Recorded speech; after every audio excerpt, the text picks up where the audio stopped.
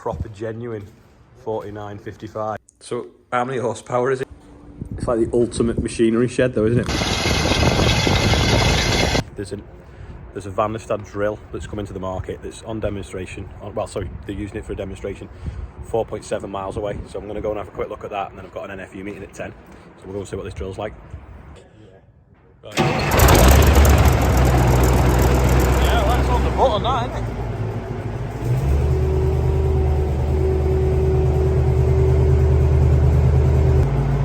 What's the spec of it then? 4586, 300 horsepower new, back in 1975. This came off farm from the guy that bought it from new, and very lucky when I was over there transporting in America, I got the chance to see it. And so you imported this one? Yes. And this one? Both from the same farm. I know what I'd sort of spend a day in the one with the cab and the aircon. So this really though was the forerunner to the Quadrac. So you said that chassis was on licence to start off Steiger to International, and then they merged, and then they made them like that, and then they started putting tracks on them. It's a beast, isn't it? And then this one has an armchair on it.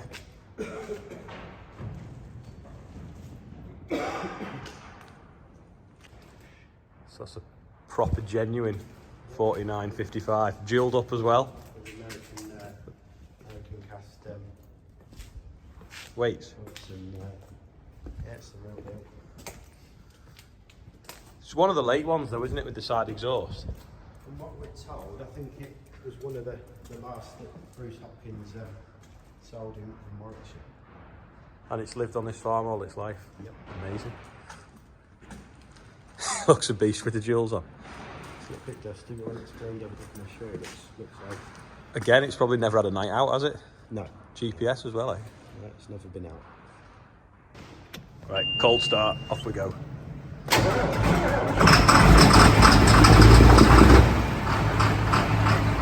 Sounds a lot quieter, you know, because the exhaust on the side to Andrews.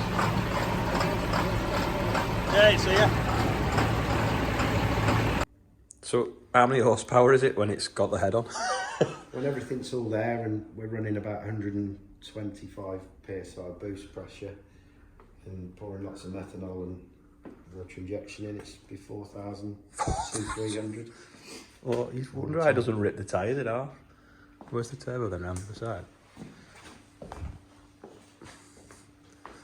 That looks like it needs a bit of surgery. Yeah, that's the original Smoky Joe, that one. So is that just the turbo and a charge cooler inside? 3 turbos. So, these top 2. When one's not enough. Do you not suck like wild animals in there and children? Yeah, they do if you're a bit close. Got a cage on, look, keep them back. A monster. This, I think it's 15 years since I built this. How long did it take you to build? It took us a couple of years of spare time and So it's actually an IH block as well. Is that? Suppose it's got to be to compete, hasn't it? Part of the rules, we can update the hoodwork, but we use the manufacturer's block. Yeah. So that block there was in the tractor originally that we just saw around the back in the 2-wheel drive 1466. All right. So did it just melt it because it was just? Did you run out of water to cool it or something? No, I over-revved the motor. I hit 7,800 RPM. So did it come out the side of the block or? Yeah, it threw the rod and the everything out. Because I know the Valtra, they were injecting water into the earthflow. That's it. But it wasn't reaching the back, was it? And then you can melt. And then it melted pistons, yeah. We're putting water into the air up this end. So it's totally mixed. To dense that, but methanol does run. Makes it run cooler. Yeah, we run the amount of methanol the engine has is what controls the temperature. Basically. Where'd you get the methanol from? We use a race fuel, a VP race fuel. So, oh, right. But you can buy a UK refined methanol as well. I don't want to know how much a clutch is for one. I think nowadays it'd be around £1,500. Oh, right. But saying that's the clutch. I've been in here for 15 years. Wow. So just that block originally was 125 horsepower, did you say? International, yeah. And now it's 4,000, 300, yeah. And it genuinely is. Has to be to keep up with the rest. Yeah, yeah. It's like the ultimate machinery shed though, isn't it? 600 horsepower quad track that's immaculately cleaned. 10 years old, she's now. 10 years old. It's like it's out of the box. Yeah, you can see you like your Vaderstad stuff. Yeah, we do a bit of work with Vaderstad, not Deere for a long time. Oh, this one's only 3-year-old. That's the 540 CVT, So that's a convertible transmission. Yep. Have you never took one of these tractor pulling just for a laugh? We used one once in Europe, just as a demo, just to see. But the problem with the quad trace, it's almost heavier than the sledge. So Right, yeah. Not too easy to stop. Well, I tried our 936 at the local one at, Kelsall Steam Rally. Yeah. And they put me on a longer chain because they couldn't stop it. Exactly that. If you've got weight and grip. With the pulling tractor, we're only 3.5 tons, 3,500 kilos. So over the years, we've evolved from, planting rape in the very early days with the bio drills. And That's the far one. Yeah. 12-metre carrier. Yeah. No, they're Top down. very well made pieces of kit and built to last. And good wear metal. Yeah. Like the top down there, that one's that's 10 years old. It'll be 11 years old this year. You must have a really good pressure washer. Yeah, we're a bit keen. Everything's immaculate. This is an older drill. How'd you get that so shiny though? Well, we just Wax. learnt over the years. We use some good quality stuff, and half of it's just keeping on top of it. Yeah. We're not in there every day polishing tractors. Are you sure? We've got to work with some really good lads who are keen as I am. Oh, and it's massive. I hope it's not too windy, but this is the new Vaderstad drill, first one in the country that's 12 metres wide. It's got distribution heads every 1.5 metres, so you can do section control as you come in the headlands. These are the metering units here now. It's adapted sort of from the tempo frame that you use from these drills, so that would be fertiliser. And then have the maze units on the back, whereas now they've got the coulters. And they've got the electronics on the front there. It's got like Isobus, but it uses an iPad in the cab. And you've got the tines on the front that you can put down. It's not a direct drill, but it might work in a direct situation if the land's right. Got these breaker tines there, and then these disc coulters at the back. These are blockage sensors, but you can have blockage and flow sensors, so you can actually tell it how many seeds per square metre on the computer, and it'll work it out and sow how many seeds per square metre.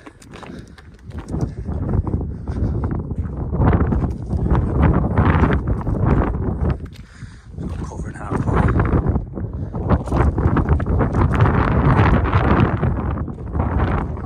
What do you set the depth with then? Oh, the clips on them rams there, right? Yeah. That's going to change as well too. There's going to be interactive depth. It's the only avatar we have to go along and go like with the handles, but there isn't 96 coulters on that. It's quite handy. What's the business though, doesn't it? There we go. The wind's stopped now, so better look at it. So is that basically like a Bluetooth pod, or has it got GPS in it? Wi-Fi. If it's got Wi-Fi, it's sell better. Yeah. Let's have a look at this tractor as well. 942, variable tyre pressure.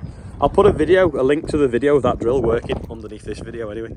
People have the misconception that because we're wireless that we need a hub, a signal, but right. That is our broadband hub, if you know what I mean. So we're actually only trying to connect to that. So has that got a SIM card in? No. No, it's just Wi-Fi into the cab. Yeah, into the cab. Yeah. Yeah. Suppose it saves you chomping that cable on your link arms.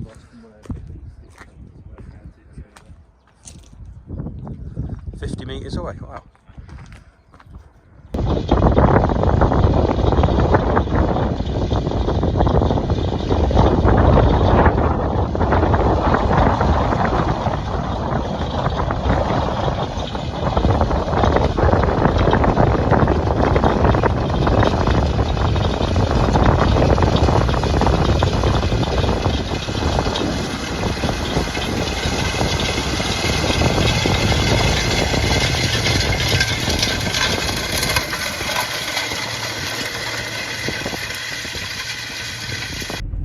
I didn't just show you, but that drill's got a 2-year warranty and you can upgrade it to a 5-year warranty. I think that's pretty good for a sort of a drill manufacturer to do that. So if any other drill manufacturers are watching, or horse are watching, I want an extended warranty on my drill. Just finishing an NFU meeting and I just saw that picture, which is basically what the Ukrainian flag is, apart from that would be sunflowers. Random fact. Anyway, back home now. This is Rob's face when he fixes the chipper. Yes! Back from the NFU meeting and we've had a little bit of an issue with the chipper. It is working, but that piece of metal off the chipper that fell off the other week had got mixed up in the pile and ended up going back through. Anyway, we got new sensors for the DPF, and when we were putting them on, we found a coupling loose, which was letting air escape. Right, so there's your DPF. If you look at your clamp here, look at that gap there where it's come out. And causing the sensors to read different pressures. So we've sorted that and it's now running okay, which is great because it didn't need 2 300-pound sensors. The problem is it's obviously just smashed itself up by trying to eat a big chunk of metal. So they're just changing the teeth now, ready for morning, and fixing the shear bolts that have gone on it. But hopefully it'll be running tomorrow. It did do a bit of kick today, a little bit of this corner of this pile into there, and when they set it up to do double chip, that's when they scooped that up because they were loading it with the bucket. But they'll sort it. It's just a bit of a pain. It's like 2 hours of downtime, changing a load of shear bolts and a load of teeth. But that's chipping, just like Russian roulette. It's not a question of if it'll break, it's just when. This is today's birthday bumper. Don't know who Ed is because no one told me your second name, and there's another Ed on there, Ed Green, and then there's 2 Olivers as well today. So happy birthday to everyone. Busy day today. Obviously went up looking at that drill, and then obviously them other tractors, and then NFU meeting, which was quite an important meeting because we've obviously got all this stuff going on at the moment. The main concern that seems to be kicking in at the moment is the fertiliser shortage, which is obviously leading to fertiliser prices being really high because the gas prices are high. So looking at different things to sort that out so that it can make it a bit easier for people to carry on farming. And a few things were mentioned about, like, it's just COVID, so should there be COVID loans, should there be COVID grants to make sure that people can still be in business? Because if you're putting £1,000 tons worth of fertiliser, if you're buying fertiliser for £1,000 a ton, your risk if you get bad weather or you get a drought and that crop not giving you any return is bad, and it could bring some people down. So whether there should be, government should step in and do something about that so that we can still make sure that it takes a risk out of people farming so that they do keep still growing things.